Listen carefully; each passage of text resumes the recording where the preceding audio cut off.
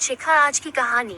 शिखा परिवार की लाडली बिटिया, या फिर यूं कहें कि परिवार की आन बान और जान। जब घर में होती तो ऐसा लगता मानो घर में आसमान टूट पड़ा हो। घर में इधर उधर धमा चौकड़ी करना और खूब सारी बातें करना उसके पसंदीदा कामों में से एक था। शिखा के दादाजी शिखा को बहुत प्यार करते थे, लेकिन आजकल उन्हें शिखा की एक चिंता और खाई जा रही थी, और वो थी शिखा की शादी की चिंता। बस दादाजी अब हर परिवार में शिखा का ससुराल ढूंढते, लेकिन शिखा को शादी नाम से ही इतनी चिढ़ थी कि शादी का नाम सुनते ही वह गुस्सा होकर मुंह फुलाकर दूसरे कमरे में बैठ जाती।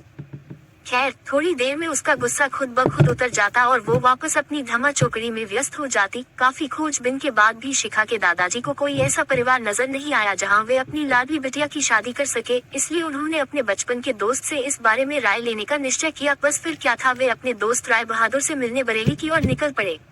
अगले दिन जब वह बरेली पहुंचे तो राय बहादुर ने स्टेशन पर ही उनके लिए गाड़ी भेज दी थी। 10 साल बाद अपने बचपन के दोस्त से मिलने के लिए वे भी बड़े उतावले थे। गाड़ी धीरे धीरे राय बहादुर के घर की ओर बढ़ी।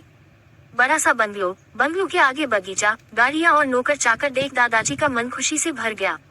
इन 10 सालों में राय बहादुर ने कितनी तरक्की कर ली है। नहीं तो 10 साल पहले राय बहादुर के पास था ही क्या। बस यही सब सोचते सोचते शिखा के दादाजी अपने दोस्त के बंगलो पहुंच ही गए। गाड़ी की हॉर्न की आवाज के साथ ही राय बहादुर घर के बाहर अपने दोस्त के स्वागत के लिए आ गए थे। अपने दोस्त को गले लगाकर वे दादाजी को अंदर ले गए। घर अंदर से भी काफी शानदार था। अपने दोस्त की संपन्नता को देख शिखा के दादाजी भी फूले नहीं समाये।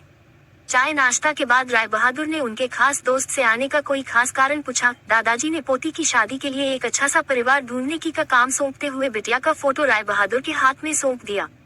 राय बहादुर भी अपने बेटे विक्रम के लिए एक सुयोग्य कन्या की तलाश में थे। तीखे नैन नक्श, चेहरे पर तेज और एक बार में ही किसी को पसंद आने वाली शिखा बिटिया को फोटो में देखकर ही उन्होंने शिखा को अपने घर की बहू बनाने का फैसला कर लिया। राय बहादुर इतना सोच ही रहे थे कि इतने में उनका बेटा विक्रम आ गया। विक्रम ने दादाजी के पैर छुए और हाल चाल पूछने के बाद ऑफिस की ओर निकल गया। विक्रम के जाने के बाद राय बहादुर ने अपने दोस्त से विक्रम और शिखा के संबंध के लिए पेशकश की। शिखा के दादाजी को लगा जैसे राय बहादुर ने उनके मुंह की बात छीन ली हो।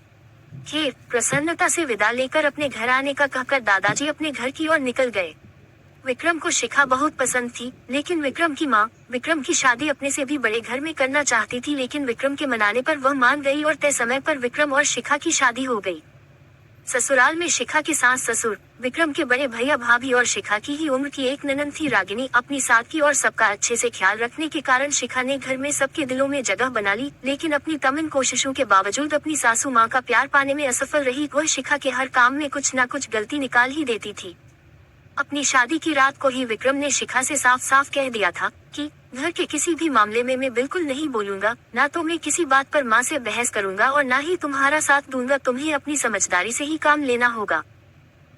लेकिन शिखा की लाख कोशिशों के बावजूद भी सासू माँ के व्यवहार में कोई परिवर्तन नहीं आ रहा था। शिखा की नंद जरूर उसकी माँ से शिखा भाभी के प्रति इस तरह के व्यवहार पर उलझ जाती, लेकिन इससे भी केवल बात बढ़ने के अलावा कुछ नहीं होता। इसी तरह करीब 1 साल निकल गया। शिखा और विक्रम को जुड़वा बेटियां हुई। ये समय शिखा के लिए अग्नि परीक्षा का समय था। शिखा का दर्द शिखा के लिए आंसू बन गया था। ससुराल में शिखा को संभालने वाला कोई नहीं था और विक्रम और उनके पापा ने शिखा को अपने मायके भेजने के लिए पहले ही मना कर दिया था।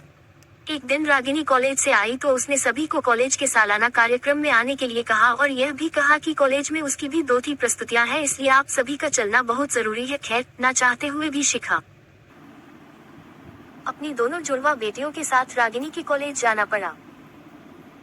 कार्यक्रम की शुरुआत में गीत संगीत की कई प्रस्तुतियां हुई। उसके बाद मॉडलिंग राउंड शुरू हुआ। दर्शकों ने तालियों के साथ सभी का उत्साहवर्धन किया। मॉडलिंग में रागिनी ने भी हिस्सा लिया था। आखिरी राउंड में रागिनी के साथ 4 और लड़कियों को सेलेक्ट किया गया, जहां सभी से जज द्वारा एक एक सवाल पूछकर विजेता घोषित करना था। सवाल जवाब का दौर शुरू हुआ। इसी कड़ी में जज साहिबा ने रागिनी से सवाल पूछा, अगर घर में तुम्हारी माँ और भाभी में से किसी एक का साथ देना हो तो तुम किसका साथ दोगी?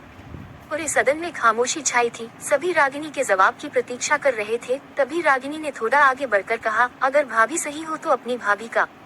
जज साहिबा ने आगे पूछा, क्यों? रागिनी ने जवाब दिया, क्योंकि मुझे भी कल किसी की भाभी बनना है।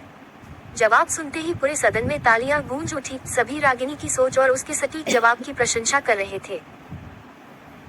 रागिनी को विजेता घोषित किया गया। पुरस्कार लेने से पहले रागिनी ने सभी से कुछ कहने के लिए माइक थामते हुए कहा, हर बेटी अपनी माँ से बहुत प्यार करती है और माँ भी अपनी बेटी के दिल के सबसे करीब होती है। इसी तरह हमारे घर की बहुएं भी तो किसी की बेटियां हैं। आज हम किसी की बेटियां हैं, कल से किसी की भाभियां और बहुएं बनेंगी। अगर कल से हमें कुछ डैक हुआ तो हमारी माँ को भी डैक होगा, और इसी तरह हमारे घर की बहू को डैक हुआ तो उनकी माँ को भी डैक पहुँचेगा। और इस दुनिया में किसी भी इंसान को किसी की भी माँ को डैक पहुँचाने का कोई हक नहीं है। इसीलिए हर सास अपनी बहू को अपनी बेटी समझे तो आगे चलकर उनकी बेटी भी खुश रहेगी।